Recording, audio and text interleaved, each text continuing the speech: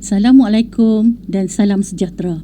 Hari ini kita akan mengikuti kursus keusahawanan Business Model Canvas. Nama saya Rahanita binti Abdul Rahman.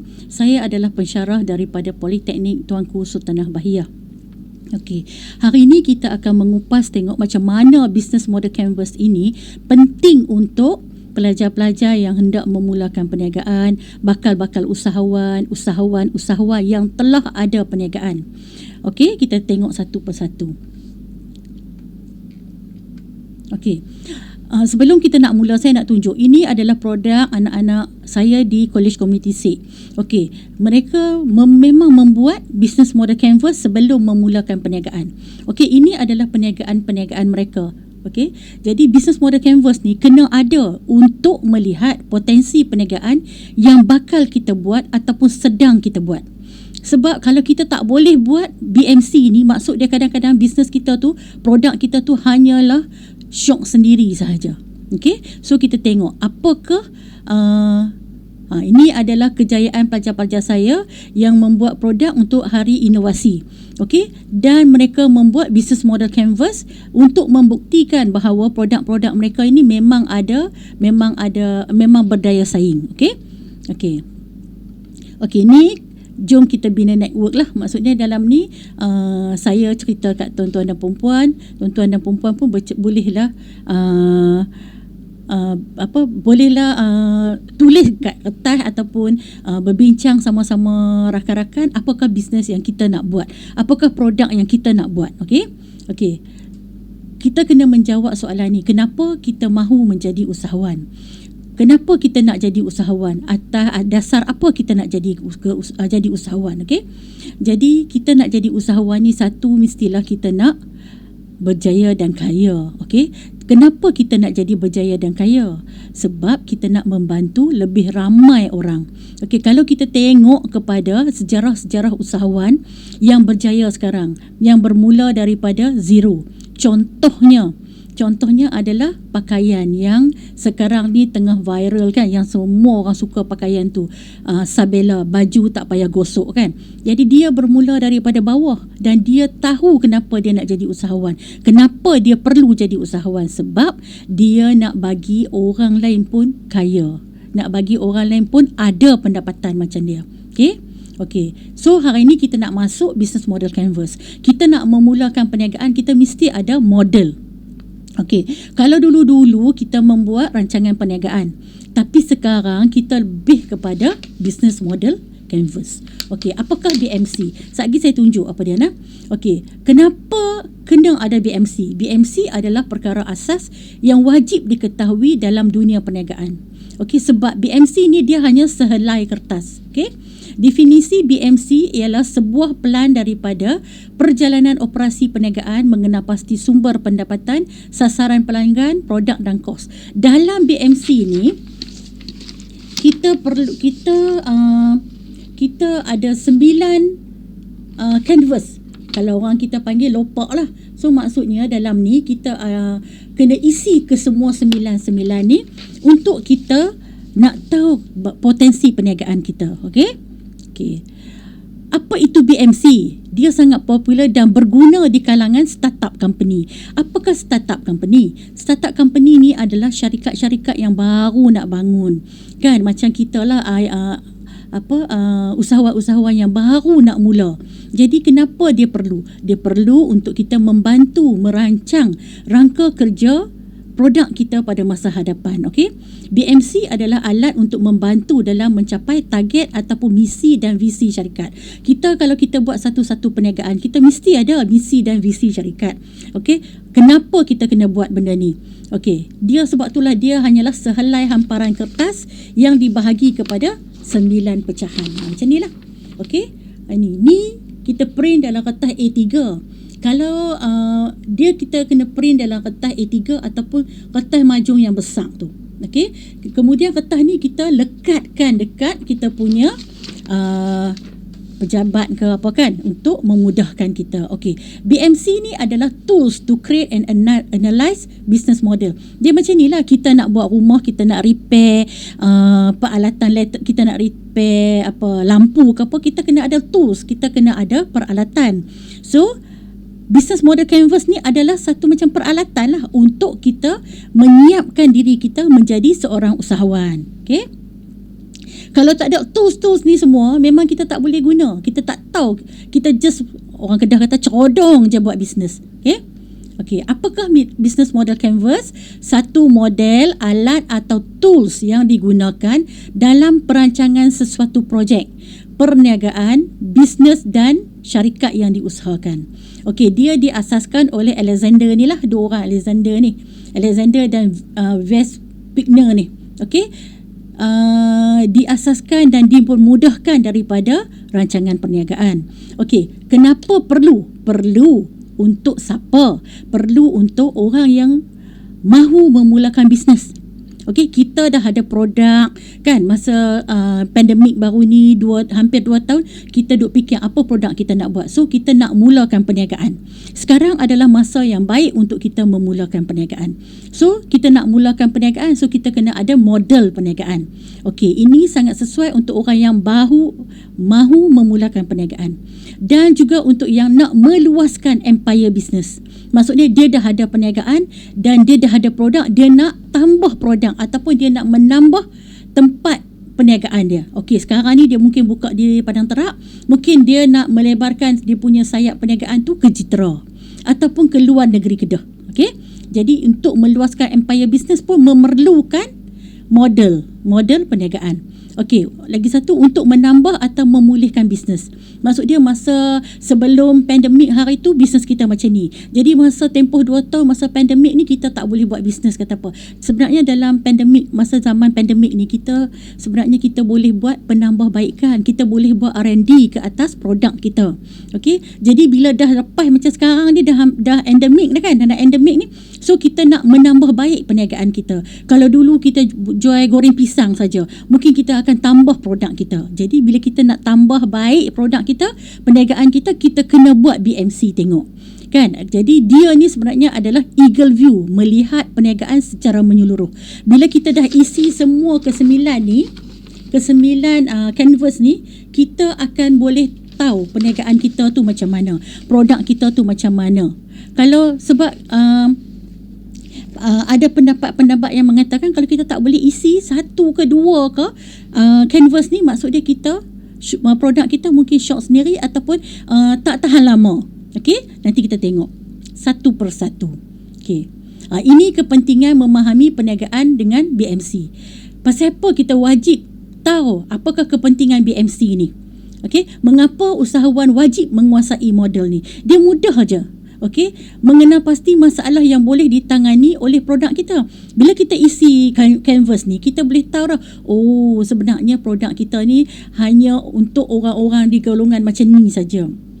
Mungkin contohlah kita buat kek coklat moist. Oh, kek coklat moist kita ni hanya sesuai untuk golongan macam ni saja. Golongan warga emas tak sesuai.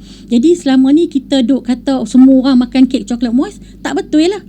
Okey, menganalisis pesaing serta kekuatan dan kelemahan mereka. Kita kena tahu, bila kita buat benda ni, kita tahu apa dia kelebihan pesaing kita, apa dia kekuatan pesaing kita. Kita mesti buat apa produk pun mesti ada pesaing, mesti ada. Okey, mendapatkan solusi bagi masalah pelanggan. Okey, jadi kita boleh mendapatkan solusi bagi masalah pelanggan.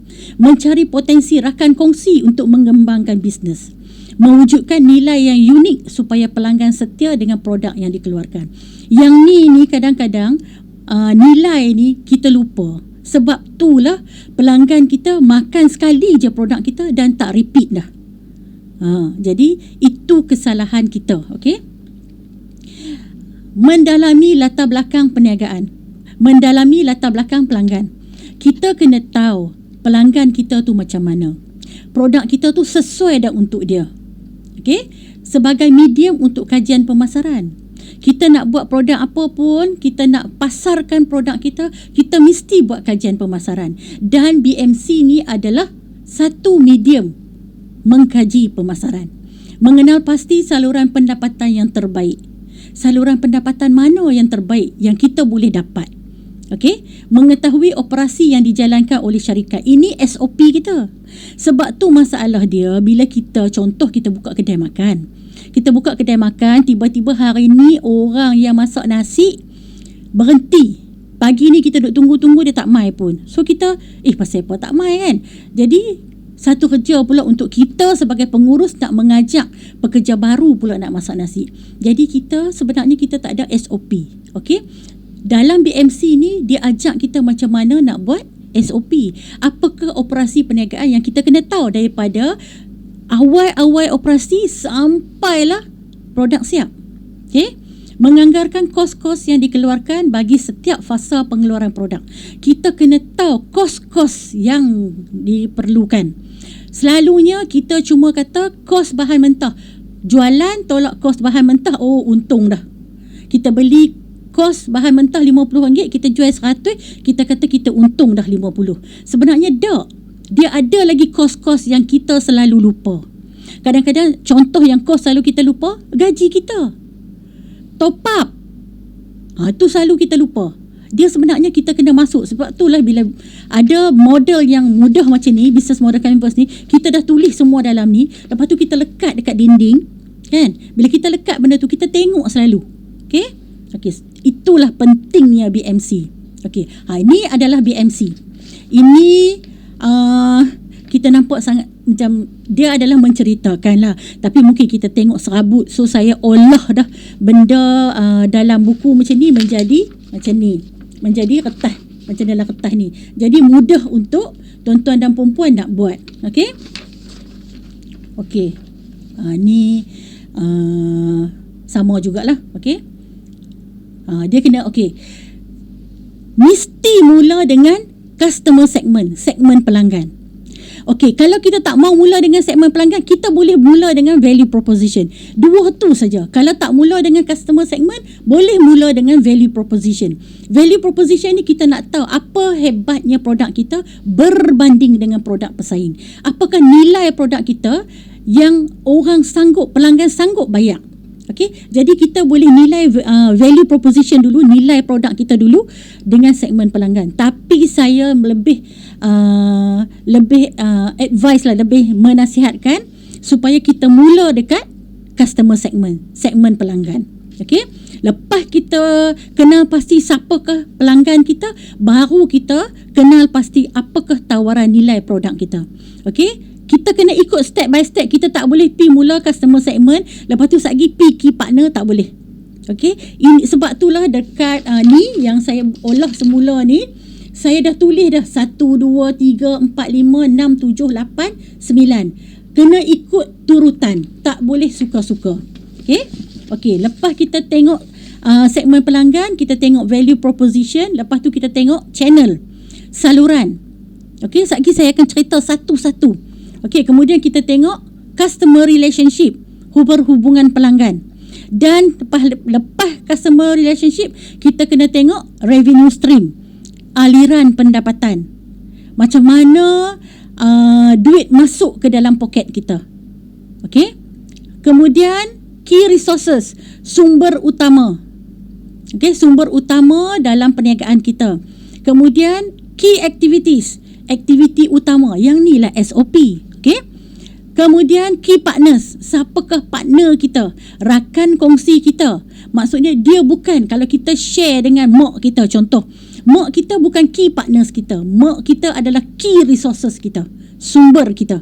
Okey, dia key partners ni adalah orang ketiga daripada perniagaan kita. Dia bukan rakan kongsi kita, bukan. Dia adalah orang ketiga. Okey, sekejap lagi kita tengok siapakah orang ketiga. Okey. Last sekali baru kita buat cost structure. Apakah kos-kos yang terlibat dalam production, dalam memasarkan, dalam pembuatan, semua dalam cost structure. Okey. So sekarang kita akan tengok satu persatu.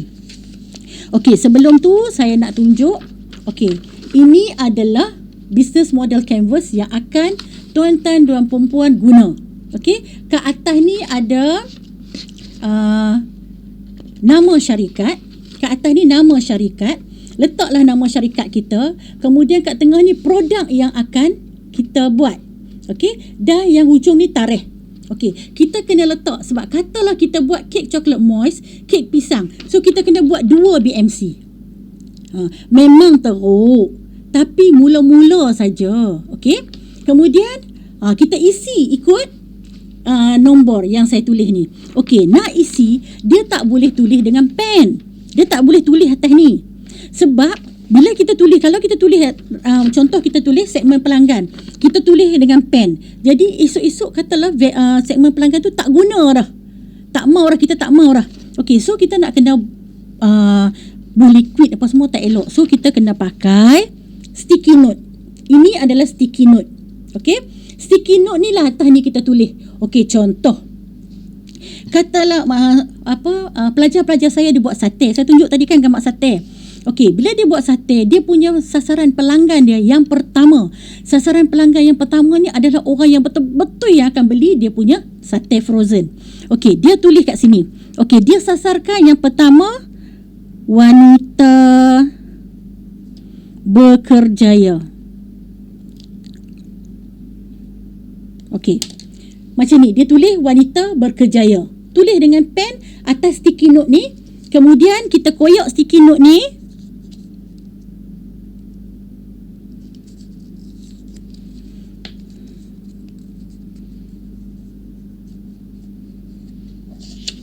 Okey, kita tampal dekat sini. Okey, disebabkan sticky note saya ni memang dah lama, jadi dia tak apa mau lekat, so saya tulis lain.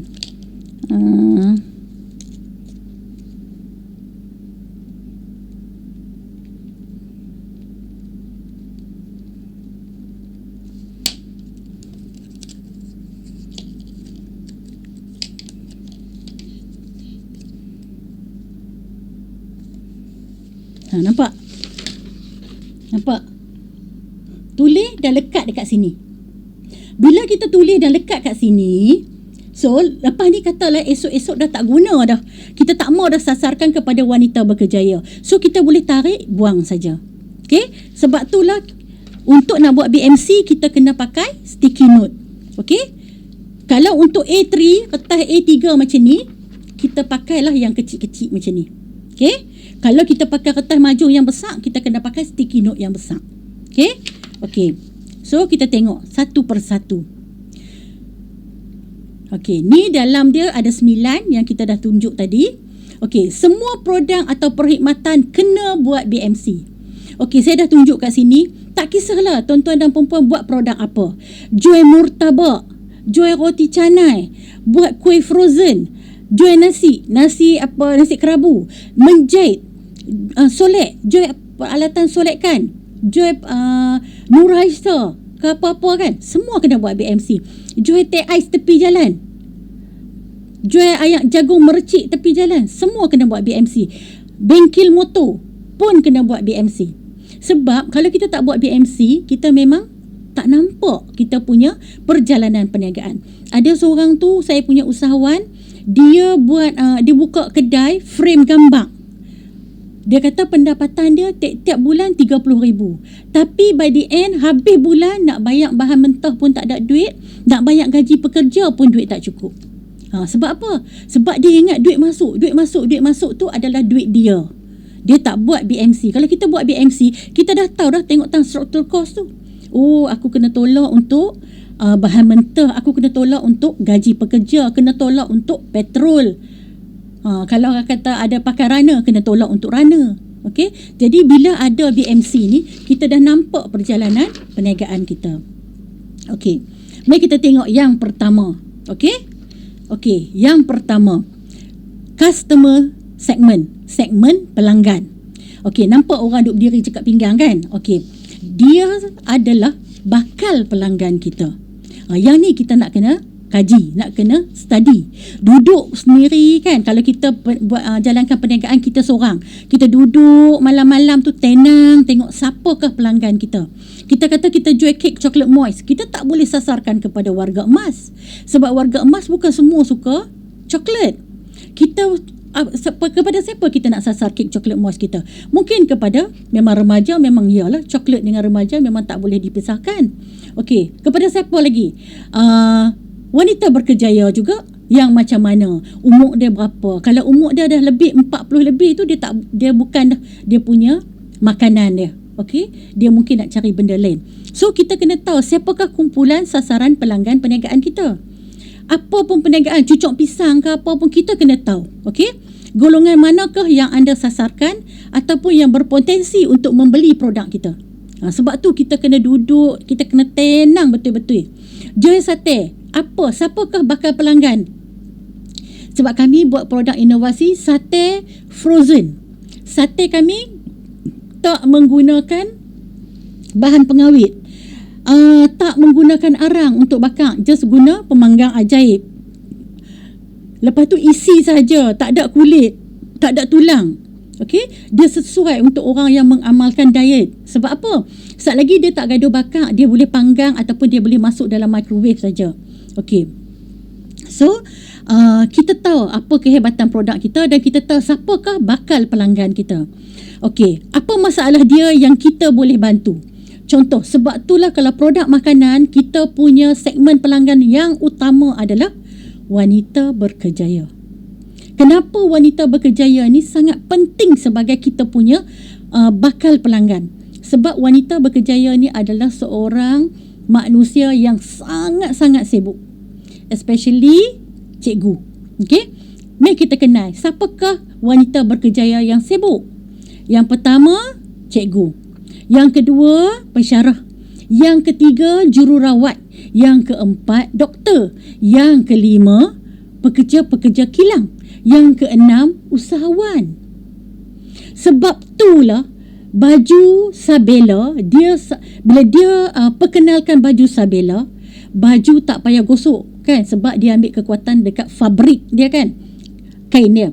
Jadi bila dia memperkenalkan baju tidak payah gosok, siapa yang beli? Wanita berkejaya yang beli, especially cikgu kan. Sebab mereka ni sangat-sangat sibuk. Kalau ada yang menawarkan benda-benda yang mempunyai tawaran nilai yang hebat, dia akan beli. Okey, sebab itulah kita mensasarkan kepada wanita berkejaya. Macam contoh pelajar-pelajar saya yang buat sate tu. Sebab sate tu bukan boleh makan macam sate saja. Sate tu boleh juga dimasukkan dalam nasi goreng. Sate tu juga boleh dibuat ayam pandan. Sate tu juga boleh dibuat filling, pizza, curry puff, sandwich, semua boleh buat. Jadi dengan adanya sate tu membantu wanita berkejaya. Contoh dia kata kena ada dalam setiap peti ais di rumah. Sebab kadang-kadang balik tiba-tiba malam-malam ada tetamu, mak mentua nak mai ke kan. Jadi buat keluar sate, bagi dia hilang sejuk, terus boleh bakar. Dan sebab sate tu dibekalkan bersama kuah kacang frozen. Kita kena macam tu. Kita kena identify kita punya bakal pelanggan. Okey, kita tengok contoh. Okey, hari ni saya nak bawa dua contoh. Satu, Makcik Timah, dia jual goreng pisang. Ini sangat sesuai untuk orang yang buat makanan. Dan Bob, dia kedai basuh kereta. Dia buat dia menjalankan perniagaan membasuh kereta. Okey, kita tengok. Okey, Makcik Timah, siapakah segmen pelanggan dia? Okey, kenal pasti sasaran pelanggan Makcik Timah. Okey, pelajar sekolah. Katalah dia meniaga di depan sekolah. Okey, siapakah sasaran dia? Pelajar-pelajar sekolah. Staf sekolah ni adalah cikgu, adalah pak guard, adalah makcik kafe, adalah pekerja kebersihan, adalah siapa-siapa kontraktor ke yang mai berurusan dengan sekolah.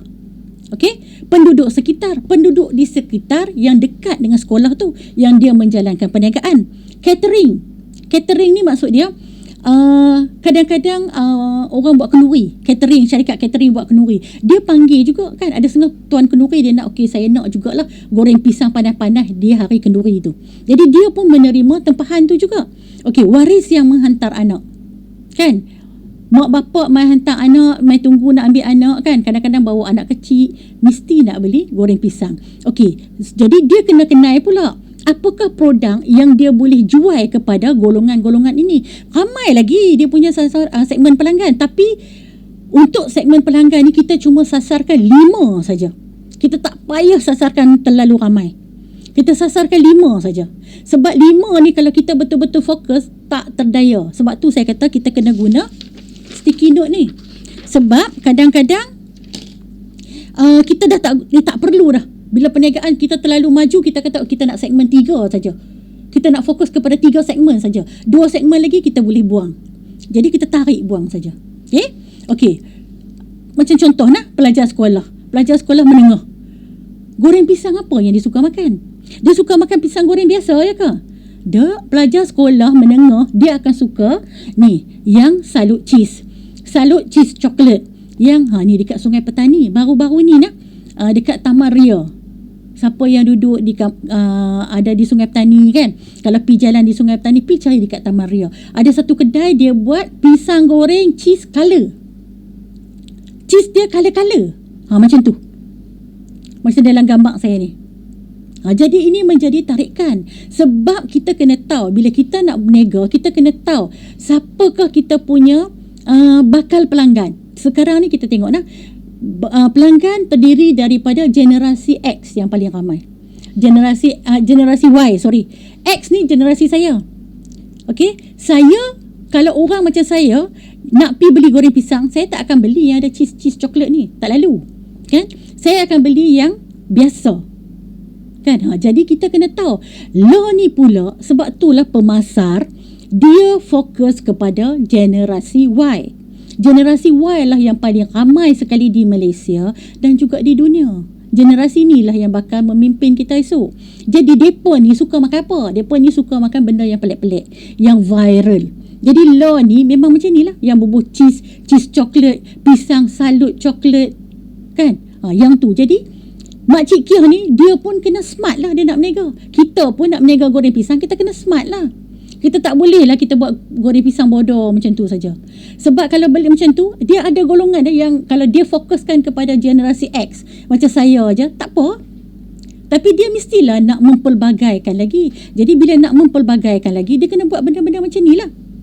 Okey, Waris pun bila dia dah pergi makan goreng pisang ni sedap, dah crunchy, dia mesti tanya pakai tepung apa. Jadi Makcik Kia ni dia boleh juga jual tepung goreng pisang atas jenama dia sendiri.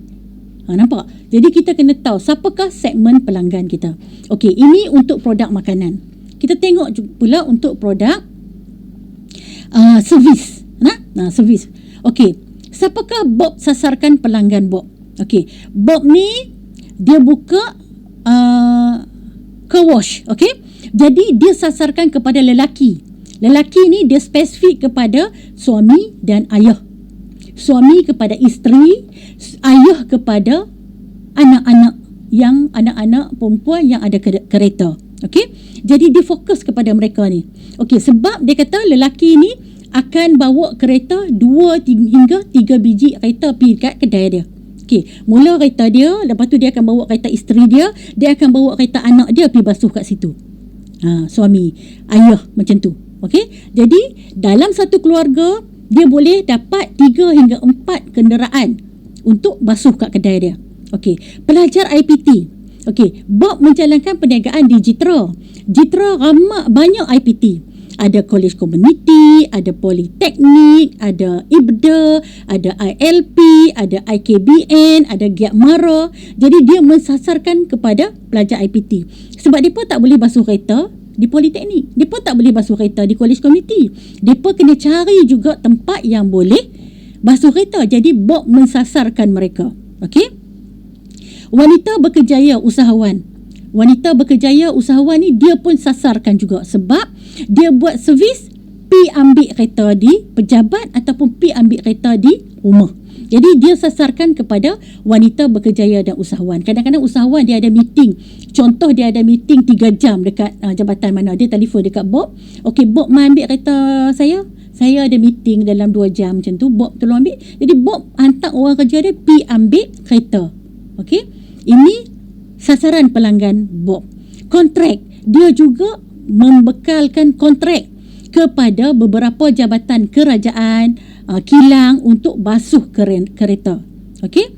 Dan penduduk sekitar lah. Penduduk sekitar ni dia sasarkan nombor 5. Kenapa?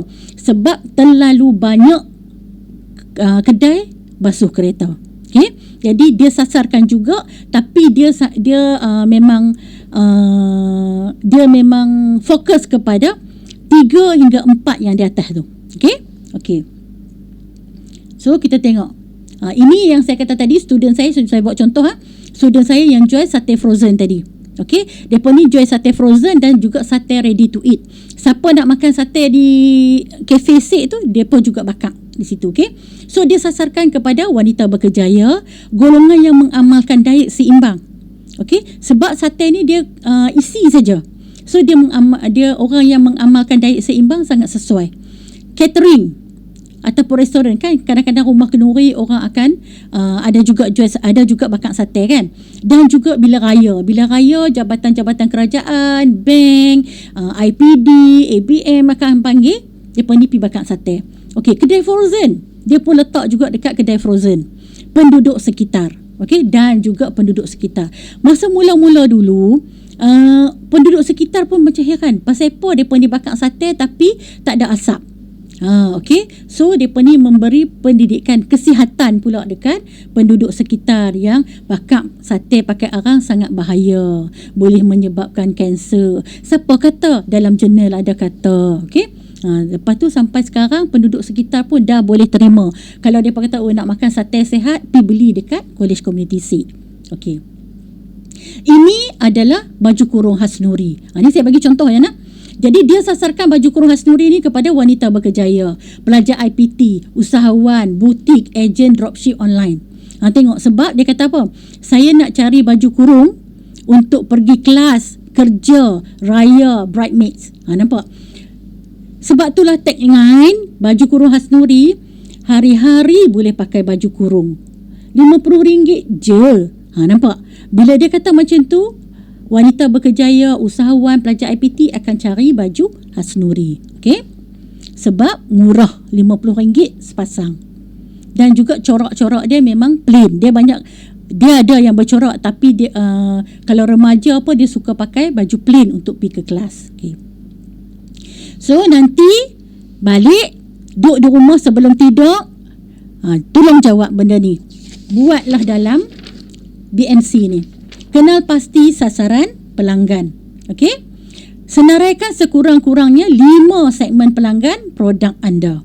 Okey? Kita kena sasarkan, tengok siapakah yang akan jadi kita punya sasaran pelanggan. Okey? Faham? Okey, sekarang kita tengok pula tawaran nilai. Apakah tawaran nilai produk kita? Okey, bahasa mudahnya adalah nilai produk yang kita tawarkan kepada pengguna. Apakah nilai produk kita yang kita tawarkan kepada pengguna? Nilai apakah yang ada pada produk kita tidak ada pada produk pesaing, serta tarikan apa yang ada pada produk kita. Maksud dia, contoh ni Tupperware. Okey, Tupperware. Apakah tawaran nilai Tupperware ni? Okey, tawaran nilai Tupperware ni dia brand. Siapa bawa Tupperware memang nampak wow, dia pakai Tupperware lah. Okey, dan dia adalah kedap. Okey, tungging macam ni pun tak tumpah. Kalau kita bubuh gulai ke apa kan, kita tungging-tungging pun tak tumpah, tak keluar minyak dia. Itu adalah tawaran nilai. Tawaran nilai untuk produk kita. Okey, contoh kita punya kek coklat moist. Apakah kek coklat moist kita yang membezakan kek coklat moist kita dengan produk pesaing? Kita kena tahu apa nilai. Okey, tengok. Nilai yang diberikan. Okey, kita tengok. Ni hak Makcik Kiah tadi. Makcik Kiah pula dah Makcik Timah.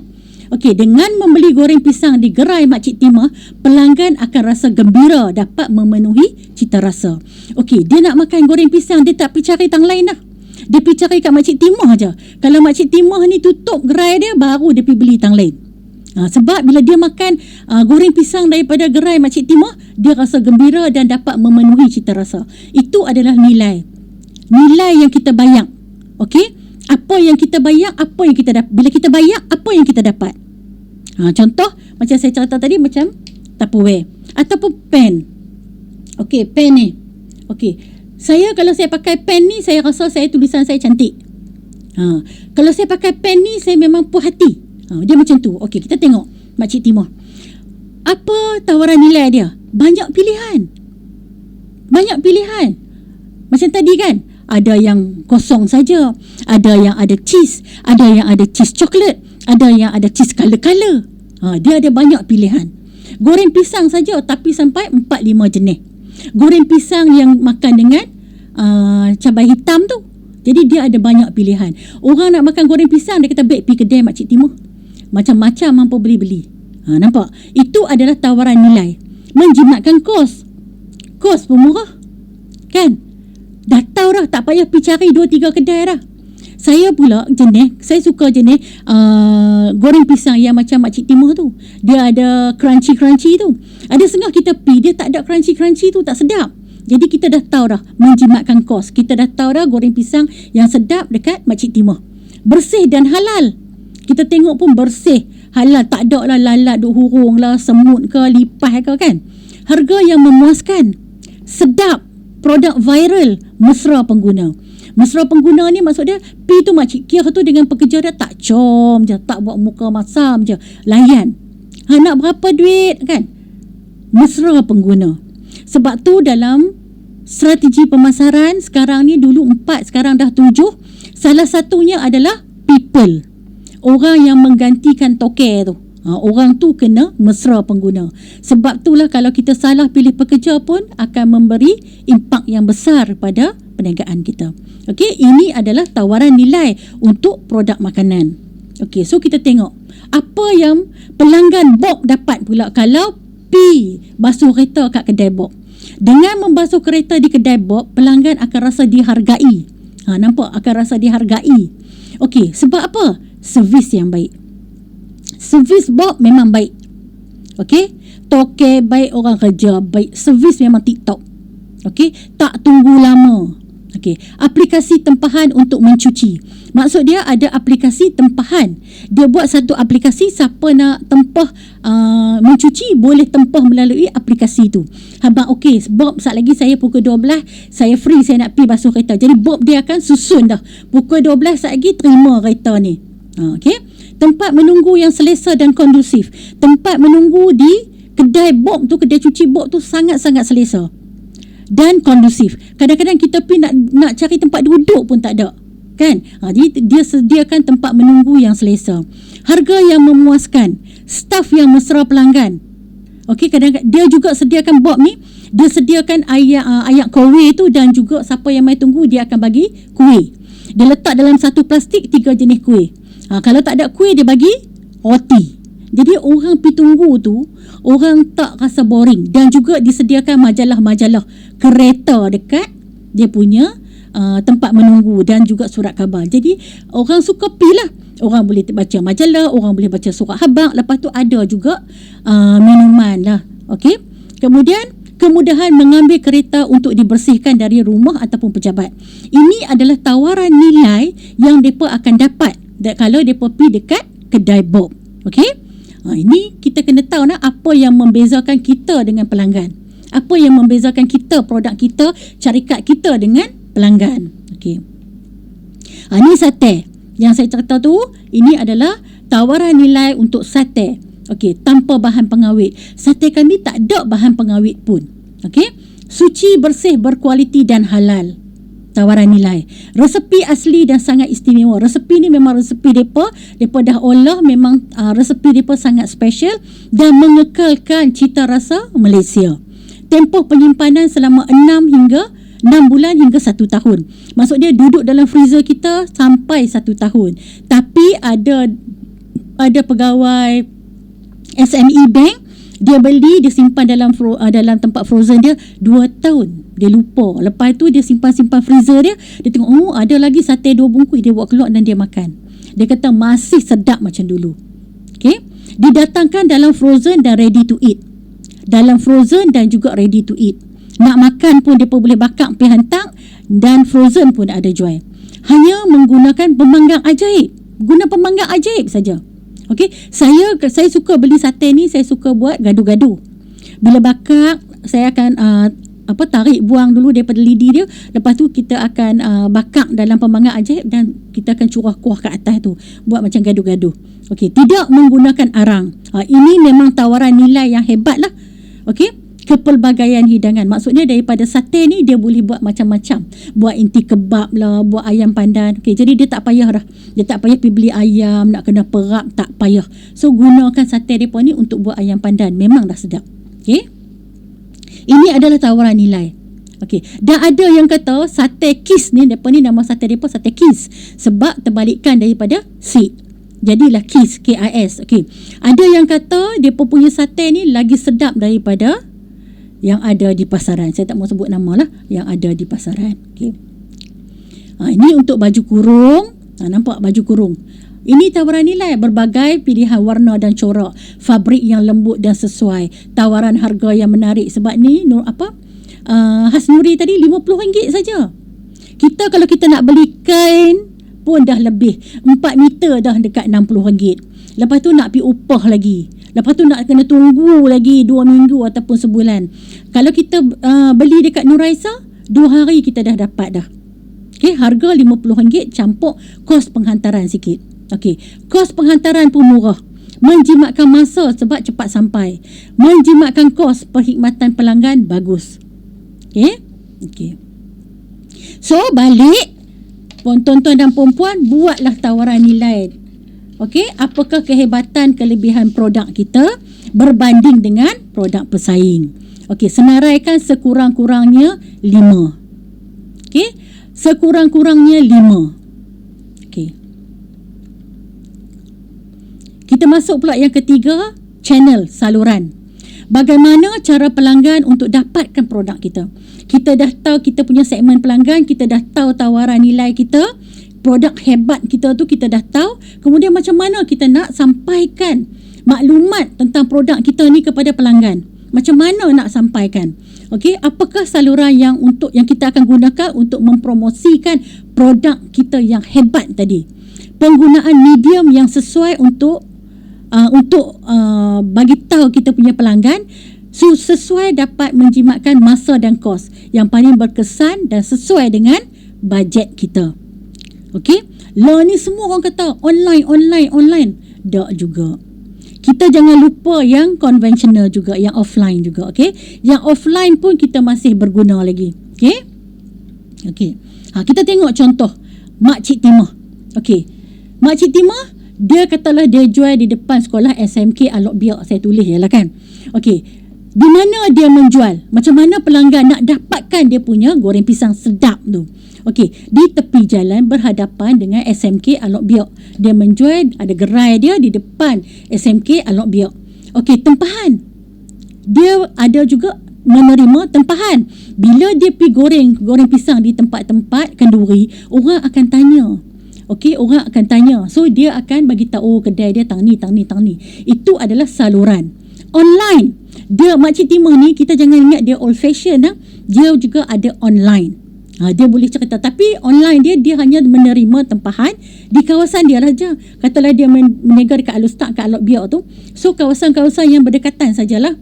Kan? Kadang-kadang orang mencari. Macam contoh goreng pisang yang mula-mula sekali yang viral, yang ada cheese tu di bukan di Kuala Lumpur, di Gunung Riang.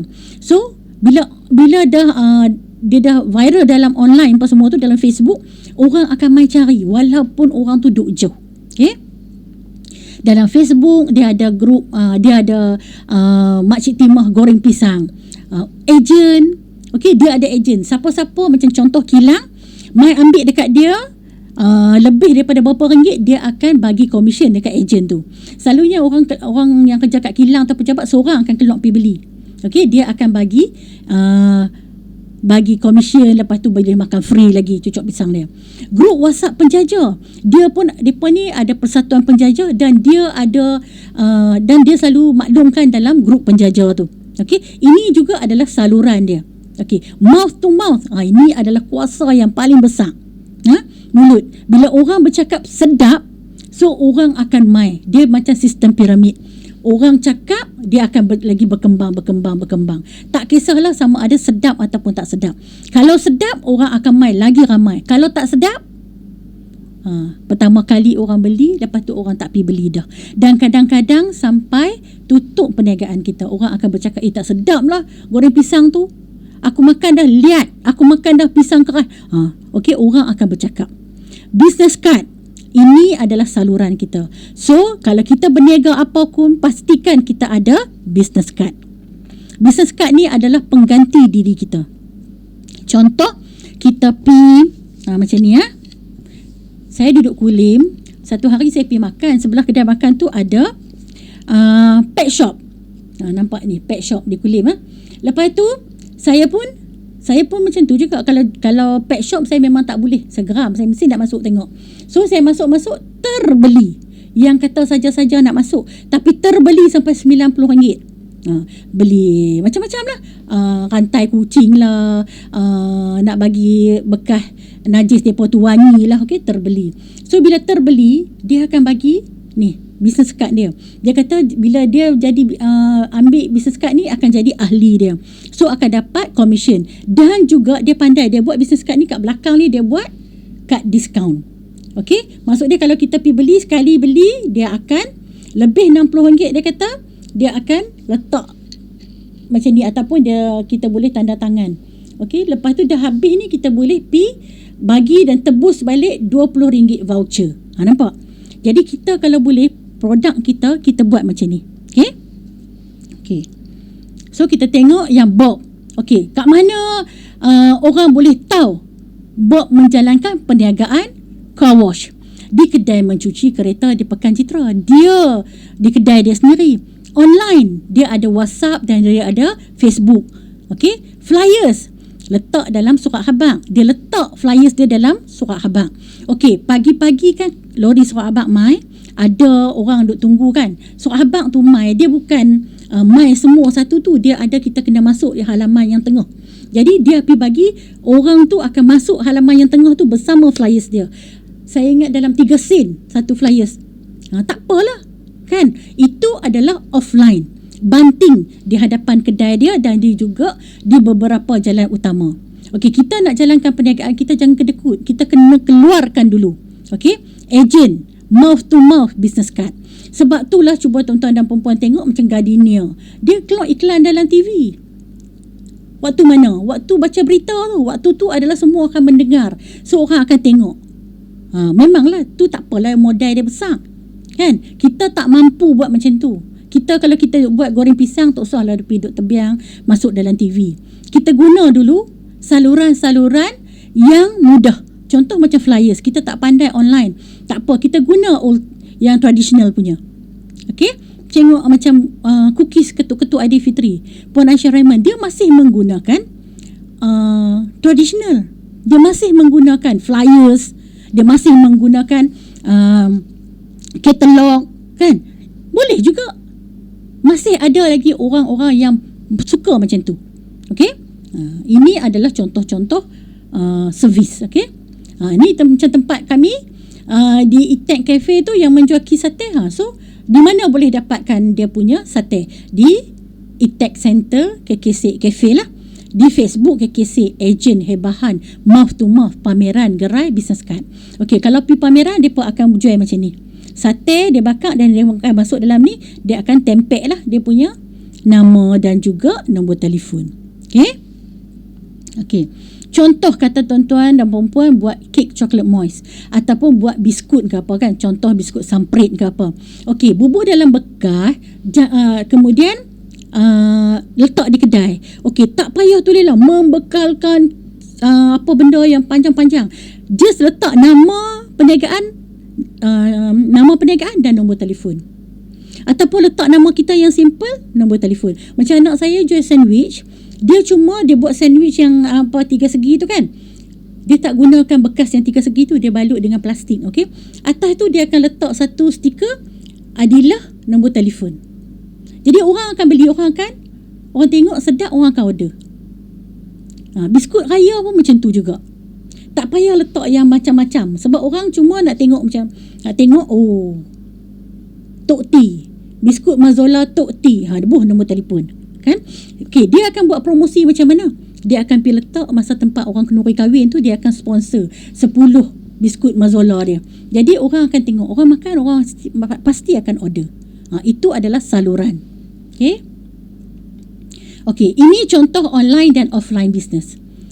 Macam mana kita nak pasarkan produk kita? Kalau online, boleh melalui Facebook, WhatsApp, Instagram, WeChat, YouTube, TikTok. Okey. Kalau kita dah confident dengan produk kita, kita boleh buat YouTube dan TikTok. Sekarang ni memang zaman tu. Okey. Buat TikTok tengah makan, coklat moist. Kan? Makan tu buat sedapnya. Buatlah macam mana pun. Jadi orang tengok, orang akan terliung, orang akan order. Okey? Saya pun terkenal juga. Bukan terkenal ke mana. Saya tengok orang tu, dia budak muda, dia makan Chocoja. Sedangkan saya bukan penggemar coklat pun. Tapi tengok dia makan Chocoja tu punya sedap. Saya pun order Chocoja.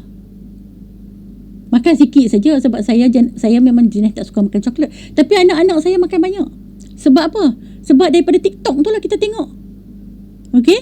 Ini adalah saluran pemasaran yang terbaik sekarang adalah YouTube dan juga TikTok. Okey. Offline ni banner, flyer, streamer, business card, mouth to mouth, card discount. Okey? Macam ni. Nampak? Okey? Okey. Nyatakan 10 tempat menjual. Kadang-kadang kita tak tahu. Kita tak tahu pun tak mana sebenarnya kita boleh jual. Okey, contoh kita buat kek coklat moist. Kat mana kita boleh jual kek coklat moist kita? Okey. Janganlah tulis yang pertama pasar raya. Pasar raya kita tak usah letak. Sebab kita baru nak mula berniaga. Pasar raya ni dia kena lebih letak. Dia ambil banyak-banyak, bukan dia nak bayar lala tu. 3 bulan, 6 bulan baru dia nak bayar. So kita pergi letak tempat-tempat yang hari ni kita letak, esok kita pergi letak pula produk kita. Kita dah dapat bayaran yang kemarin kita letak. Kat mana? Kalau produk makanan, dekat kafe, dekat restoran, dekat kantin, dekat makcik-makcik yang jual tepi jalan tu, kuih-kuih kita boleh letak. Banyak tempat yang kita boleh letak. Kalau kita jual kek, kedai bakery kita boleh letak, restoran kita boleh letak, kedai-kedai yang macam-macam lah kita boleh letak sebenarnya. Tapi kita ni tak perasan benda tu. Kedai butik, kat butik kita boleh letak. Sebab kadang-kadang dia pergi sukat baju, dia nak pakai baju untuk kahwin, dia tengok kek coklat moist ni, kawan tu pun khabar, sales girl tu kata ni dia boleh buat juga untuk gift. Order, boleh order. So kita kena fikir kat mana kita boleh letak tempat produk kita untuk dijual. Okey. Apakah saluran produk anda? Bagaimana anda hendak memberitahu tentang produk anda? Senaraikan. Saluran, senaraikan 5. Okey. Okey, yang keempat, hubungan pelanggan. Bagaimana kita mengekalkan hubungan baik dengan pelanggan? Memastikan produk dan syarikat mempunyai pelanggan setia. Okey? Macam mana ni kita nak ikat pelanggan tu? Kalau dia nak makan goreng pisang, dia tak pergi cari tang lain dah. Dia nak makan kek coklat moist, dia tak pergi cari tang lain dah. Dia nak servis kereta, dia tak pergi cari tang lain dah. Dia nak plug rumah dia ke, aircon ke kan, nak servis, dia tak pergi cari orang lain dah. Dia cari kita. Macam mana kita nak ikat dia supaya dia sentiasa ingat kat kita? Okey, ini di bawah perhubungan pelanggan. Okey. Kita tengok Makcik Kia. Macam mana Makcik Kia hendak mengekalkan hubungan baik dengan pelanggan? Satu, kad ahli. Kad ahli. Macam ni nak. Macam saya tunjuk hak kucing ni. Pet house ni. Pet shop. Okey. Bila dia bagi kat kita business card ni, dia suruh kita isi borang. Okey, dia suruh kita isi borang. Ni macam kad ahli lah dia kata kan. Okey, lepas ni mai beli, bawa kad ni. Okey. Dia suruh kita isi borang. Dia akan bagi, dia kata ini kad ahli kita. Sebenarnya dia nak dapat data kita, kan? Okey. Dia nak simpan data kita. Okey, hadiah misteri. Okey, macam Makcik Kia dia akan bagi. Okey. Pi petang-petang pukul 6 kan. Dia akan bagi. Nah, okey, saya bagi percuma kek. Kek tu sebenarnya kek yang hari ni buat juga, tapi daripada tak habis nak buang langsung, dia bagi dekat pelanggan. Jadi kita pun sukalah, baguslah beli kat Makcik Kia tu. Aku pergi beli baru ni, dia bagi macam-macam. Macam saya dekat Kulim baru ni, saya nak pergi tengok mak menakan saya. Saya pergi, ada satu gerai kuih tu. Saya beli 4 jenis kuih, yang kuih-kuih lengat ni lah yang mak menakan saya suka. So satu RM2.50, 4 RM10. Tapi dalam beg tu, plastik tu dia bagi kat saya, dia bagi pulut kuning, dia bagi meatball, dan dia bagi lagi satu bihun goreng. Saya kata, tak, saya tak order. Saja nak bagi. Bayang tengok. Bila dia kata macam tu, memang kita pun tahu waktu tu dah petang, kan? Tapi bila dia bagi kita, lepas ni kita ingat. Nak pergi beli. Tak maulah, jomlah abang, kita pergi beli kat makcik tu. Maksudnya kita ingat. Benda tu menjadi ingatan pada kita. Itu adalah perhubungan pelanggan. Maksudnya saya kalau nak beli cucuk, saya mesti pergi cari kat tempat tu. Okay? Cabutan bertuah. Okey, dia pun juga buat cabutan bertuah. Bukan buat tiap-tiap hari, buatlah sempena hari jadi dia ke, hari kebangsaan ke, dia buat cabutan bertuah. Kad diskaun 10 kali beli dengan harga RM10 ke atas. Ni. Okey, macam kedai pet shop ni dia pandai, dia buat dua belah. Kat belakang dia buat kad diskaun. Maksudnya saya pergi beli hari tu, dia bubuh dah satu stiker. Okey, habis semua ni saya boleh 12 kali ni. Maksud dia saya akan dapat voucher percuma, beli barang percuma RM20. Itu adalah kad diskaun. Memberi perkhidmatan yang terbaik, postage ataupun COD. Siapa yang beli, dia pun buat postage juga. Dia pergi bagi, dia pergi COD juga. Okey, dia menggunakan runner. Menerima kritikan dan cadangan daripada pelanggan. Ini adalah perhubungan pelanggan. Kita suka kalau pergi tempat mana kita abang, awak dah makan hari tu kan, rasa hangit lah. Dia, oh ya ke, Allah minta maaf dah. Berapa hari tu beli? Beli RM2 je. Dah nak saya bagi balik percuma. Jadi dia menerima cadangan ataupun kritikan. Penghantaran percuma. Siapa yang beli banyak-banyak dekat kilang ke apa, dia akan pergi hantar. Okey, kalau ada tempahan jamuan nak goreng pisang, dia bagus mak cik-cik ni, dia tak sedia bekas. Dia kata siapa nak ni, dia cuma sedia dalam plastik saja. Dia tak mau ambil tanggungjawab tu. Jadi kalau siapa nak, dia pergi hantar plastik tu, depa lah bubuh dalam bekas. Okey, itu adalah perhubungan pelanggan. Dia ikat kita terus. Kad diskaun ni dia ikat kita terus. Jadi kalau kita nak pergi beli makanan kucing, saya tak pergi beli tang lain dah lah. Saya beli tang ni lah, sebab saya dah ada kad dah, kad diskaun. Nampak? Itu adalah perhubungan pelanggan. Okey, macam Bob, dia ada kad ahli, hadiah misteri. Dia ada hadiah misteri juga. Okey, servis tukar minyak hitam percuma. Minyak hitam beli dekat dia. Dia bagi servis tukar minyak hitam percuma. Jadi orang perempuan, usahawan wanita sukalah pergi situ. Tak gaduh fikir dah. Tolong cek minyak hitam, cek-cek kena tambah lah. Beli minyak hitam di kedai dia. Okey, hikmat nasihat penjagaan kereta. Bob ni dia buat hikmat nasihat penjagaan kereta sebab dia ambil khusus automotif. Jadi dia tahu sebuah sikit tentang penjagaan kereta. Okey, diskaun. Kad diskaun macam tadi. 10 kali cucian akan percuma 1 cucian. Memberi perkhidmatan yang terbaik. Menerima kritikan dan cadangan daripada pelanggan. Pengambilan dan penghantaran kereta percuma. Memberi percuma 1 biji roti dan 1 ayat kotak ketika menunggu. Nampak? Itulah perhubungan pelanggan. Sebab macam dia kata, okey, tak apa puan, saya pergi ambil kereta, saya pergi hantar, tak payah bayar yuran apa-apa, tak payah bayar duit servis. Sebenarnya bila dia buat macam tu, memanglah orang akan kata, best lah, hampa tak pergi Bob, dia tak ambil charge apa-apa penghantaran apa semua tu. Kalau kena RM10, memang RM10 je dia ambil. Sebenarnya memanglah dia tak ambil, tapi dia sebenarnya untung sebab orang tu akan bercakap. Orang tu akan bercakap, akan menyebabkan ramai orang lagi pergi dekat dia. Itu adalah strategi. Kita jangan terlalu berkira sangat sebab kita nak bisnes. Bisnes sekarang pula terlalu banyak persaingan. Okey? Lagi satu Bob ni dia buat juga cuci kenderaan di rumah. Tu pun dia memang kau duk cakap, baguslah cuci kereta. Dia main cuci kereta di rumah RM10, dia tak ambil lebih. Yalah, dia tak ambil lebih. Elektrik kita, ayak kita, kan? Tapi kita ni sebab seronok kepada perkhidmatan yang dia bagi, kita tak nampak benda tu. Itu adalah perhubungan pelanggan. Bob telah mengekalkan hubungan baik dengan pelanggan, menyebabkan pelanggan tak lari. Jadi kalau dia pekerja dia salah sikit lah, contohlah apa ni, ada apa-apa yang dia buat kan yang sebab sikit, jadi pelanggan pun tak berapa ambil kisah sebab dia terlalu memberi servis yang terbaik. Okey. So nanti buat apakah cara membina hubungan pelanggan yang baik agar pelanggan sentiasa ingat. Tulis juga kat sini 5 kaedah. Apa yang kita buat? Apa saluran perhubungan pelanggan tu dengan kita? Okey. Kemudian kita tengok aliran pendapatan yang kelima. Aliran pendapatan. Kita nak tengok aliran pendapatan kita mai ikut mana. Apakah pendapatan anda, hasil jualan produk anda, untuk kita melihat berapa jenis pendapatan yang kita dapat hasilkan. Nampak? Kita boleh hasilkan berapa jenis pendapatan. Ni kita buat kek coklat mousse, kita kata kita boleh dapat pendapatan daripada hasil jualan tu sajalah. Kita buat sehari 50 bekas daripada tu saja. Sebenarnya kita tak tahu. Kita kena tengok. Okey, mari kita tengok. Aliran pendapatan Ni dia ceritalah apakah hasil jualan syarikat kita. Okey. Kita tengok Makcik Kia. Nampak dia punya banyak pendapatan tu daripada hasil jualan di gerai. Hasil jualan tempahan jamuan. Tempahan jamuan ni kadang-kadang sekolah buat petang ada mesyuarat. Tempah makan dekat dia, goreng pisang. Macam saya kata tadi kan.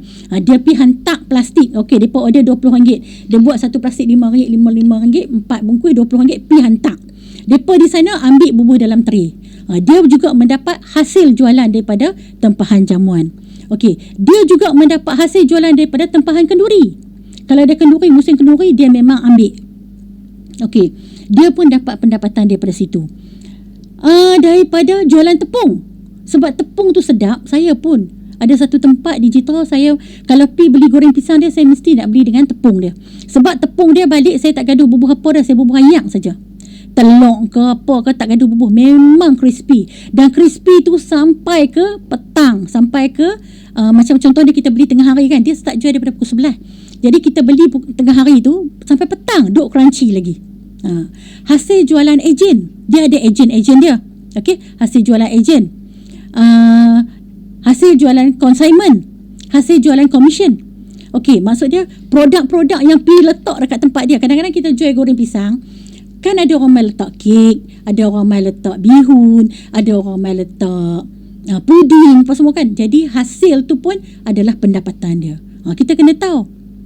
Rupanya Makcik Kia ni dia ada 7 pendapatan.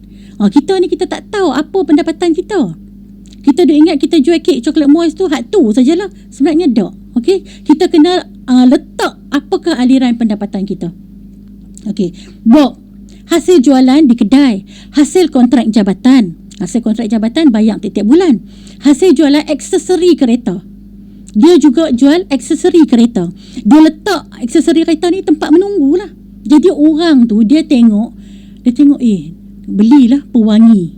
Nak belilah tuala ni. Nanti dia tanya, Bob, tuala ni sesuai ke? Tuala ni sesuai, tak calak kereta lah apa semua. Jadi orang akan beli. Secara tak langsung, orang akan beli. Nampak? Hasil jualan produk consignment. Ni produk consignment lah. Orang main letak di kedai dia ya.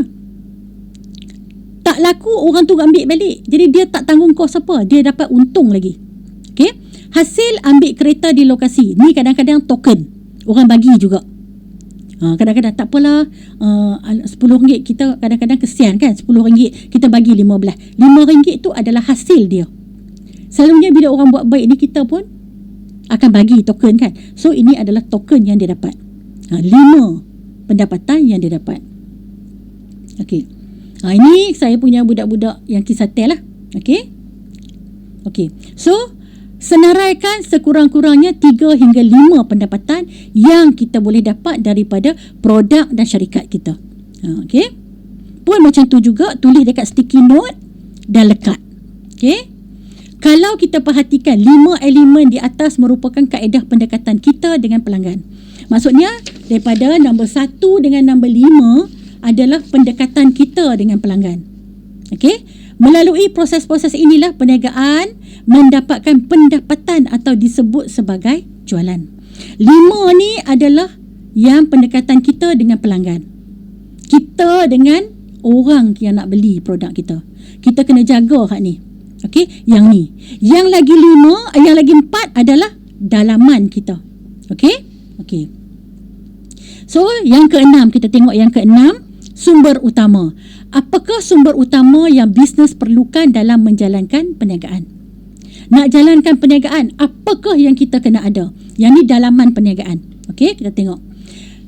Untuk menjalankan satu perniagaan, kita kena ada 4 sumber ni. Wajib 4 sumber ni. 1 manusia, 2 keuangan, 3 intelek, 4 fizikal. Manusia siapa? Ni, kita punya pekerja, rakan kongsi kita. Katalah kita kongsi dengan mak kita. Mak kita kan, mak kita tu adalah manusia lah. Okey, sumber pendapatan, penjana utama, bakat manusia, itu bawah manusia. Okey, bawah keuangan, modal sendiri ke? Pinjaman ke? Dana geran ke? Deposit berlanggan ke? Okey, contoh Makcik Kia untuk kenduri, dia dapat kata Makcik Kia, saya nak suruh Makcik Kia buat jamuan masa hari, buat goreng pisang masa hari kenduri. banyak mana. Jadi Makcik Timur kata okey tak apa, my deposit sikit. Contoh dia nak charge 1,500. Jadi Tuan Kenduri tu bagi dulu 200 ke ataupun 300. Itu deposit pelanggan. Kalau kita menerima tempahan yang banyak, ambil deposit. Jangan tak ambil. Jangan syok sangat sampai tak ambil deposit. Ambil deposit. Okey, modal sendiri, modal kita sendiri, kita himpun modal. Pinjaman lah daripada KEDA ke, bank ke, amanah ikhtiar ke kan, ataupun KEDA ke, mana-mana, itu adalah pinjaman. Dana ataupun geran ni adalah yang kita dapat, yang kita tak payah bayar balik. Okey, kalau yang remaja dalam ni terlalu banyak sekarang ni geran untuk usahawan remaja belia. Okey, carilah benda-benda tu. Intelek, ekonomi baru, pattern, hak cipta, jenama, resepi, semua adalah intelek. Kalau kita macam contoh Makcik Timah, dia punya tepung sedap, so dia pergi pattern kan, dia pergi MyIPO pattern kan, ataupun buat copyright, dia punya resepi dia tak boleh ditiru. Okey, physical, premis, bahan mentah, infrastruktur. Maksud dia premis, gerai, bahan mentah, pisang, tepung, itu adalah fizikal. Okey, infrastruktur, apa dia? Gerai, kuali, tong gas, itu semua adalah fizikal. Okey, kita tengok contoh. Sumber utama yang Makcik Kiah perlukan. Manusia, dia perlukan pekerja. Keuangan, dia dapat daripada modal sendiri, dia himpun daripada duit simpanan dia dihimpun. Pinjaman, dia juga ambil pinjaman daripada amanah ikhtiar dan deposit pelanggan. Kalau siapa yang tempah banyak-banyak, dia ambil deposit. Fizikal, dia ada gerai, kuali, gas, dapur, bahan mentah dan juga lain-lain. Intelek, dia ada resepi dia resepi tradisional yang sedap. Okey, dia olah sendiri. Dan juga sistem lah, dia ada SOP, apa yang dia kena buat dulu, apa semua. Okey, itu adalah intelek. Yang ni lah yang kita kena ada. 4 benda ni apabila kita menjalankan perniagaan, kita kena ada. Okey, Bob manusia, dia kena ada pekerja. Kewangan, dia modal sendiri dan juga dana geran. Maksudnya dia ada dapat geran untuk belia. Okey, fizikal, peralatan mencuci kereta, bahan cuci dan juga lain-lain. Intelek, brand dia lah, brand kedai dia, sistem dia. Dan dia sekarang telah mengeluarkan jenama produk-produk untuk basuh tu. Dia beli banyak-banyak dan dia botolkan semula, dia letak nama dia. Okey, itu adalah sumber utama. Okey, so balik fikirkan apakah sumber utama produk kita. Okey, produk anda mesti ada 4 tu. Manusia, intelek, keuangan, sumber keuangan dengan fizikal. Okey, dia memang kena ada 4 ni. Okey, so yang seterusnya, key activities. Apakah key activities yang kita perlukan? Yang nombor 7. Okey, nombor 7. Apakah aktiviti utama dalam pelaksanaan aktiviti perniagaan? Segala proses aktiviti yang dilakukan dalam syarikat bermula dari permulaan hinggalah pemasaran produk. Dari mula kita buat sampai ke habis. Okey, kita tengok. Makcik Timah. Okey, mula dia start dengan beli bahan mentah. Kemudian dia proses. Dia proses ni maksud dia potong pisang, dia gaul dan menggoreng. Kemudian dia gaul dan menggoreng, mempromosi, menerima tempahan ataupun pesanan, membungkus, menjual. Nampak? Itu adalah SOP dia. Kalau orang kerja yang baru nak masuk dalam perniagaan dia pun kena ikut SOP dia. Tak boleh pandai-pandai pergi duk bancuh tepung dulu. Dia SOP dia mesti mungkin bahan mentah dia tak gaduh pergi beli dah, supplier mai hantar. Masa proses tu dia kata mesti potong pisang dulu, tak mau piduk gaul tepung dulu. Itu adalah SOP kita. Cuba kita tengok, kalau kita pergi Tesco tu, yang buat sizzling, orang kita ke? Kadang cakap Melayu pun tak kerti. Dia cuma faham kita habaq 1, 2 ke mi sizzling. Dia buat. Tapi pasal apa? Rasa tu memang rasa macam tu lah setiap kali kita pergi makan. Okey, tempat nasi goreng kampung, nasi goreng paprik pun macam tu juga. Kan? Okey, sebab mereka ada SOP. Mereka dah ikut dah. Okey, kalau order nasi goreng kampung, okey, kena letak macam mana, berapa camca minyak, berapa camca berapa ikan bilis, berapa cabai banyak mana, semua ada SOP. Sebab itulah perniagaan yang terbaik adalah yang ada SOP. Cuba kita pergi tengok ayam mas. Kita pergi tengok ayam mas lah. Saya dulu ayam mas di sebelah kami punya pejabat. So bila pergi tengok, dia ada satu dia punya SOP lah untuk nak buat nasi butter rice tu. Dia ada tulis dah situ. Apa nak kena buat, beras banyak mana, apa semua banyak mana, pelantau banyak mana. Itu adalah SOP. Kita kena buat benda tu. Kan? Jadi esok-esok kita dah tak jadi Chief Everything Officer. Kita memang jadi CEO yang betul. Kita ada orang kerja, kita kena pakai orang kerja. Orang kerja tu kena ikut apa yang kita tulis. Dia tak boleh pandai-pandai. Dia tak boleh, kalau kita kata 1 sudu gula, dia tak boleh letak 2 sudu gula. Dia kena ikut apa yang kita letak. Itu adalah aktiviti utama. Okey. Untuk Bob, okey, dia mempersiapkan kedai, mempromosi, menerima pelanggan walk-in, mengambil kereta dari lokasi pelanggan, membasuh dan mengelap, menghantar kepada pelanggan, melayani pelanggan dan menjual perkhidmatan. Itu adalah untuk servis. Okey, dia ikut step by step. Okey. Okey, ni yang sate. Okey. Aktiviti utama, senaraikan sumber utama produk anda. So balik isilah sumber utama. Apa yang kita perlukan. Bukan sumber utama, aktiviti utama. Okey.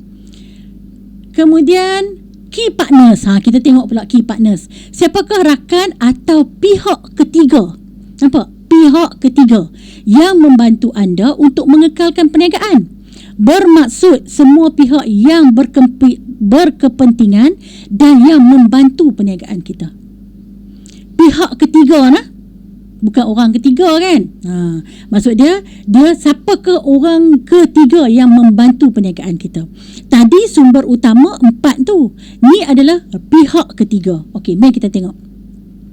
Pihak ketiga ni adalah orang yang tak ada kepentingan, yang bukan dalam perniagaan kita tu. Maksudnya kalau esok-esok kita nak berkongsi keuntungan, dia tak ada. Okey?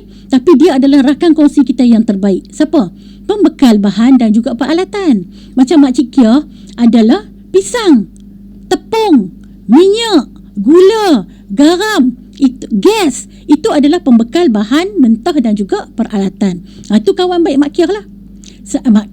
Sampai satu hari dia tak gaduh pi dah, depa akan hantar. Rakan media ni tak semestinya orang surat abang. Okey, rakan media ni kawan-kawan yang bila pi beli nasi goreng pisang dia akan buat review. Okey, tadi pi beli goreng pisang dekat Makcik Kia. Weh, sedaplah goreng pisang dia, betul, tak tipu. So itu adalah rakan media dia. Kawan tu akan review dia punya produk, dan review dia tu akan membuatkan orang akan cari Makcik Kia. Pesaing adalah rakan kongsi ke? Ya, pesaing adalah rakan kongsi utama kita. Sebab kita pesaing, kita jangan buat berkelahi. Cuba tengok Alif Syukri dengan Datuk Vida. Berkelahi ke? Tak berkelahi, sebab mereka saling perlu memerlukan. Contoh macam Makcik Kia. Okey, hari tu dia menerima tempahan kenduri. Dia kena pergi goreng pisang di tempat kenduri. Okey, kebetulan pula masa tu dia menerima tempahan jamuan. Okey, YB nak turun. Okey, nak goreng pisang dia panas-panas, banyak ni. Dia tak dan nak buat. Takkan duk rumah kenduri nak duk goreng kan untuk tempahan.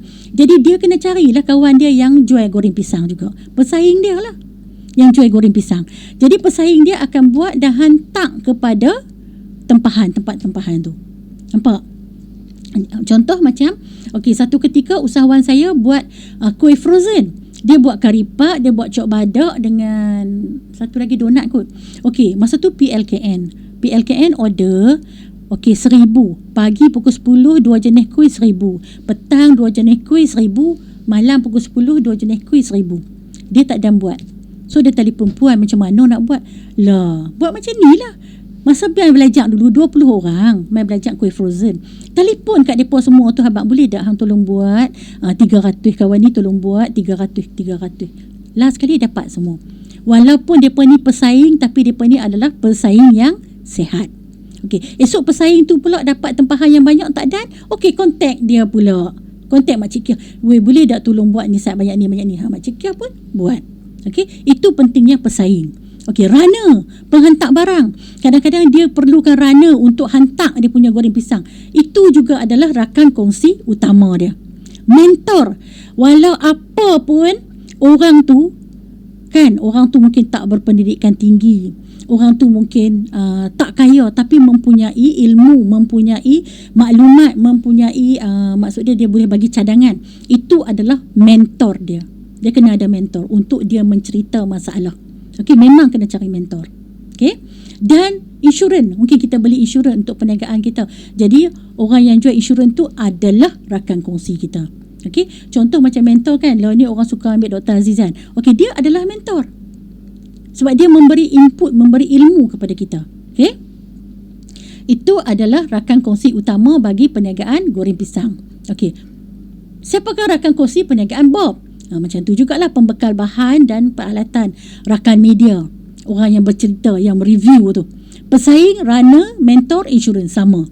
Okey, lebih kurang sama aja. Yang ni rakan kongsi utama. Okey, kalau kita pinjam bank adalah rakan kongsi utama kita. Okey,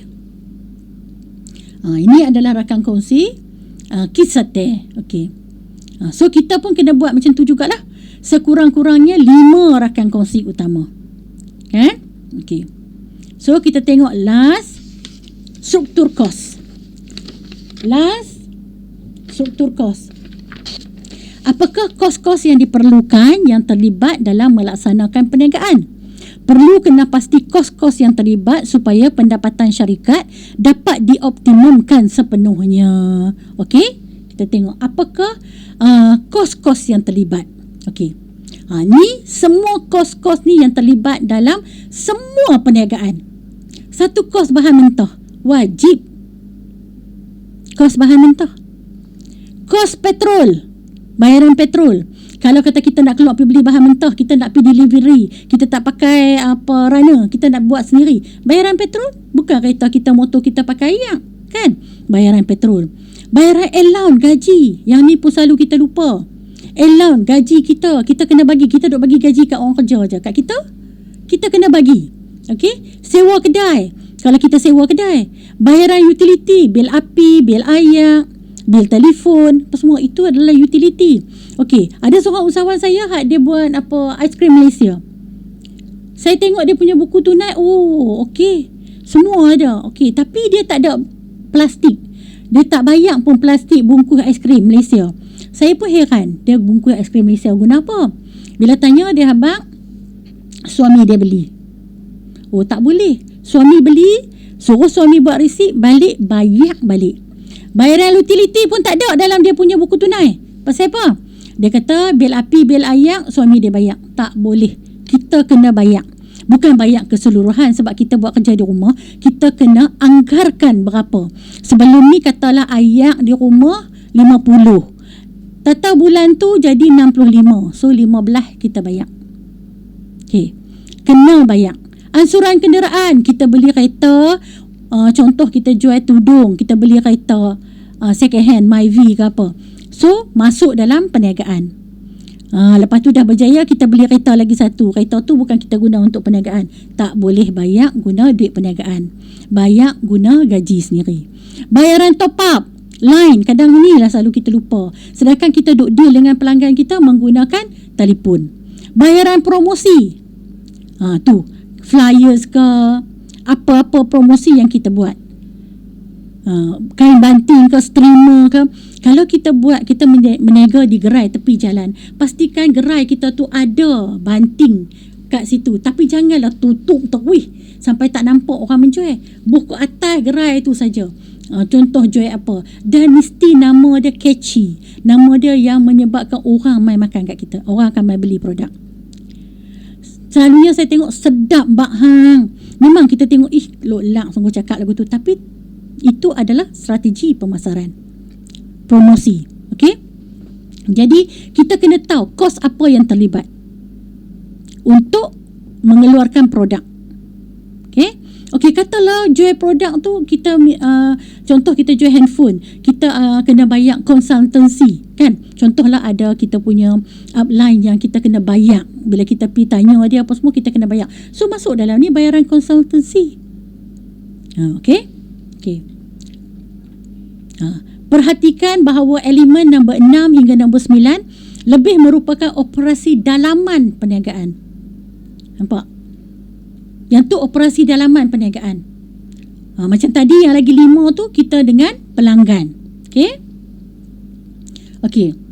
Ini adalah rumusan untuk BMC. Macam yang saya cerita tadi. Okey, ni adalah BMC yang akan kita gunakan. Okey, saya dah buat ringkaskan dalam bahasa Malaysia senang. Okey, produk yang kita rancang tu contoh katalah kita buat goreng pisang, letak goreng pisang. Kalau kita jual kek coklat, letak kek coklat. Kita jual kek pisang, letak kek pisang. Kita jual 2 produk, kita letak dua-dua produk. Nampak? Sebab kita nak tahu, kadang-kadang kek pisang dengan kek coklat dia tak sama. Rakan utama tak sama. Mungkin tak sama kan. Seorang pembekal coklat, seorang pembekal pisang. Okey. Mungkin segmen pelanggan dia tak sama. Segmen pelanggan dia kek coklat orang muda, kek pisang orang tua. Okey? Sebab tu kita kena setiap produk mesti satu BMC satu produk. Memang teruk, saya tak nafi. Macam anak saya pun buat produk rempah ayam goreng mamak, rempah ayam bakar madu, rempah tepung serbaguna ajaib. 3 produk. Memang dia kena buat 3. Dia buat 3 dan dia pelekat dekat bilik dia. Jadi dia tahu, oh lah ni segmen pelanggan masa COVID itu dah bertukar. Dah bertukar. Dia akan tukar apa benda ni, sticky note ni. Okey, mungkin masa dulu yang pertama dia tulis wanita berkejaya. Bila zaman pandemik dia tak tulis dah wanita berkejaya, dia tulis yang lain pula. Okey, dia tukar. Tapi itulah masa pandemik itu dia punya tepung tu memang laku. Sebab semua orang duduk di rumah dan semua orang nak benda yang mudah. Jadi memang laku. Kau laku. Memang dia kena post selalu. Jadi kita kena tengok situasi sekarang, produk apa yang sesuai. Okey. Dan kita jangan lupa, apa-apa berlaku pun, kita ada 1.6 juta rakyat Malaysia yang menjadi penjawat awam. Yang apa berlaku macam zaman pandemik itu, semua kena duduk rumah. Okey, bukan semua orang tak ada pendapatan. 1.6 juta rakyat Malaysia ada pendapatan walaupun bekerja di rumah. Jadi kita boleh sasarkan produk kita kepada mereka. Sebab itulah roti Gardenia dia sasarkan produk dia kan. Roti pandan tu mahal RM5 lebih. RM5.8 ke. Dia sasarkan sebab dia tahu siapa segmen pelanggan dia. Ni 1.6 juta ada ni yang ada pendapatan. Setakat jual RM5.8 mereka mampu beli. Kita duk kata zaman pandemik mana boleh buka perniagaan, mana boleh produk baru. Tak, ni boleh. Maggi mengeluarkan paste sambal tumis. Paste sambal tumis yang 30 gram tu RM1.5. Dia sasarkan kepada siapa? Dia sasarkan kepada golongan yang berpendapatan rendah. No, geng-geng Rahana no. Food Panda. Food Panda kan ramai. Jadi pendapatan mereka tak semewah dulu. Jadi mereka pun makan pun kena, orang kata pekin kan. Jadi Maggi, dia tahu dah, dia kena keluarkan produk yang harga murah tapi boleh makan dalam 4-5 orang. So sebab tu bila dia keluarkan paste sambal tumis Maggi, terus boom produk tu. Nampak? Sebab produk tu bukan saja boleh makan dengan nasi, boleh juga guna paste tu untuk goreng mi, goreng kuih-tiaw, goreng bihun, buat mi Bandung. Nampak? Itulah produk yang kita bila kita nak keluarkan, kita kena fikir macam tu. Okey, sekarang ni produk yang paling senang, yang paling mudah untuk pasarkan adalah produk pelengkap. Produk pelengkap tu produk apa? Produk pelengkap tu produk yang sebenarnya ada pun tak apa, tak ada pun tak apa. Tapi produk pelengkap tu diperlukan. Contoh macam paste sambal lah. Paste sambal. Macam tempe, macam tahu, sekaya. Benda tu tak ada pun tak apa. Tapi orang suka makan. Produk pelengkap lah paling mudah kita nak jual. Okey, kalau produk utama ni macam nasi kan. Tapi mungkin kita susah nak jual nasi kalau kita student. Apakah yang perniagaan yang kita boleh jual? Okey. Student saya banyak suka jual produk yang senang nak jual. Produk yang senang nak jual apa? Kek memasak. Senang nak jual. Memasak punya produk tak payah marketing, HQ buat. COD, HQ buat. Stok, HQ pegang. Kita tak payah pegang stok. Modal tak payah, HQ buat keluar. Kita tak payah simpan stok. Untung kita dapat. Dia kena cari produk macam tu. Untuk siapa yang nak mula perniagaan, jadilah dropship ataupun agent dulu yang tak ada modal. Lah ni memang banyak produk-produk di pasaran yang tak perlu modal. Kan? Buka lah Facebook tengok. Okey, ataupun modal yang rendah, macam contoh ketuk-ketuk Aidilfitri yang menjual cookies. Modal RM150. Kan? Implikasi dia tak ada. Tak laku, kuih tu habis kita makan. Kita kena macam tu. Okey, kita kena cari perniagaan yang mudah. Saya bukan nak suruh jual memasak. Saya bukan ahli memasak pun. Tapi saya suka makan kek memasak. Memang sedap. Memang sedap. Okey. Dan dia jual RM40 satu kek. Memang harga mampu milik. Kan? Jadilah ejen macam tu untuk yang mana student, untuk kita simpan modal tu. Modal yang kita dapat tu kita simpan untuk kita nak bina perniagaan kita sendiri. Tudung pun ada. Ada baru ni saya tengok dalam Facebook. Ikan pekasam hakak manis. Hakak manis. Ya Allah, macam-macam produk dia. Ready to eat ada, ready to cook pun ada. Itu pun senang. Kadang kita tahu, je ikan pekasam. Ikan pekasam pun seorang tu pendapatan dia RM32,000. Kadang-kadang benda yang macam-macam tu, tapi dia ada kuasa viral yang menyebabkan kita senang nak jual. Tambah-tambah yang HQ buat promosi. Kita just ambil, kita share saja promosi tu. Lepas tu tulis nama kita. Okay. So kita kena bijak dalam menjalankan perniagaan. Untuk yang baru nak bermula, mulalah jadi agent ataupun dropship. Saya tengoklah ni dalam Facebook macam-macam. Student saya ramai buat. Yang student India tapi dia jual Nuraisa. Sebab apa? Sebab Nuraisa tu tahu dah orang Muslim mesti pakai. Dan orang yang India, orang Cina pun pakai sebab dia tahu dah produk tu produk mesra wudu, produk Muslim. Memang terbaik dah. Okey. Ini adalah contoh-contoh BMC. Ini contoh produk tepung goreng ajaib yang saya cerita tu. Okey. Nampak? Dia customer segment dia apa? Career woman. Wanita yang berkejaya. Sebab tepung goreng ajaib ni bukan boleh goreng ayam, udang, sotong, ikan saja. Dia juga boleh goreng sayur. Kan? Cendawan goreng tepung, apa semua pun boleh. Okey, nak buat kerepek peria pun boleh guna tepung goreng ajaib ni. Memang sedap. Nak buat rempeyek, guna tepung goreng ajaib ni. Tambahlah kacang atau ikan bilis. Lepas tu jadi tepung goreng ajaib ni sepatutnya kena ada di rumah masing-masing, especially wanita berkejaya. Okey, single woman. Single woman ni maksud dia orang yang kerja eksekutif, yang duduk jauh daripada keluarga. Tak kisahlah lelaki ke perempuan. Dia suka makan, tapi dia kerja yang gaji yang cukup-cukup makan saja. So dia kena ada tepung goreng ni untuk dia makan, untuk dia memudahkan dia memasak. Okey, online business. Memang tepung goreng ni kita buat jual online business. Kita ada agent, kan? Travelers. Dia ada dua packaging. Satu 200 gram, satu 400 gram. Orang yang travelers, dia suka beli yang 200 gram. Lepas tu pula packaging kita ziplock. Jadi nak pergi mana-mana pun senang nak bawa, tak payah tumpah. Okey? Kantin, caterer. Kantin dia selalu order 5 kilo. Pun dia buat juga. So mereka ni menjalankan bisnes B2B dan juga B2C. Business to business dan juga business to customer. Nampak? Value proposition, save money, save time and cost. Tak payah dah kita nak kena adun sendiri. Tepung gandum, campur sat lagi garam lah, apalah, sebut cili lah, apa semua. Tak payah. Beli 400 gram, 400 gram harga RM7. Tak payah gaduh dah. Bukan boleh pakai sekali tu je, boleh pakai banyak kali. Dan tak payah nak simpan sebab menggunakan ziplock. Okay? User friendly, mudah je. Celup-celup, tak payah pakai telur pun. Okay? Easy to market. Ni untuk online business. Yang mana yang jadi ejen senang sangat nak jual. Ada seorang ejen dia buat TikTok. Buat TikTok buat rempeyek pakai tepung goreng ajaib. Nampak?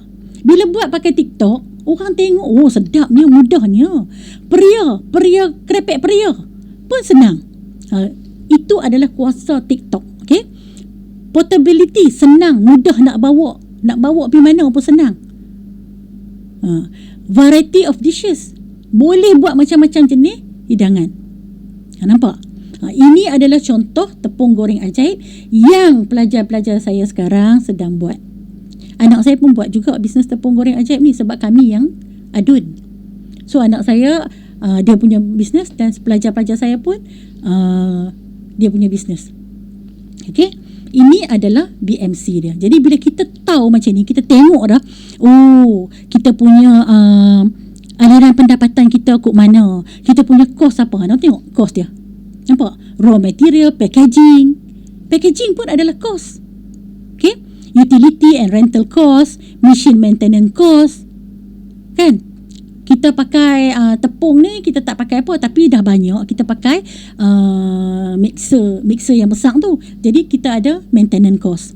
Okay, food handling cost dan medical check up cost. Ni kalau kita menjalankan perniagaan makanan, kita kena ambil kursus dan juga suntikan.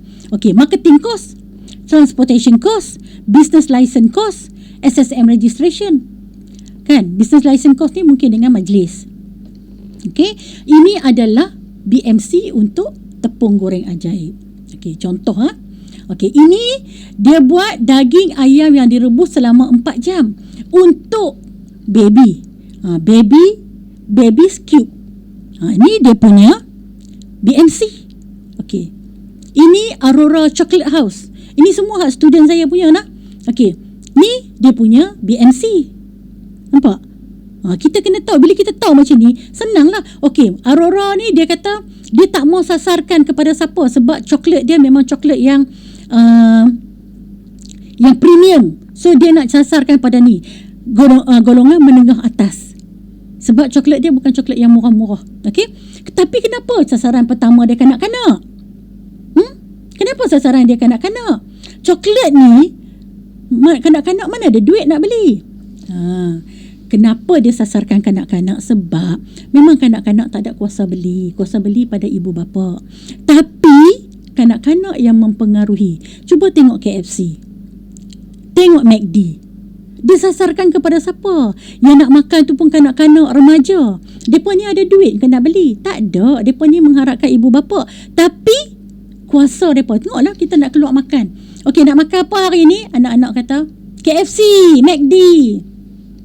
Makan KFC McD sebenarnya bukan kegemaran mak bapak pun, tapi disebabkan anak-anak suka. So sebab itulah dia bubuh sasaran utama dia kanak-kanak. McD kanak-kanak suka pergi beli sebab ada Happy Meal, kan, makanan makanan campur dengan mainan untuk budak-budak.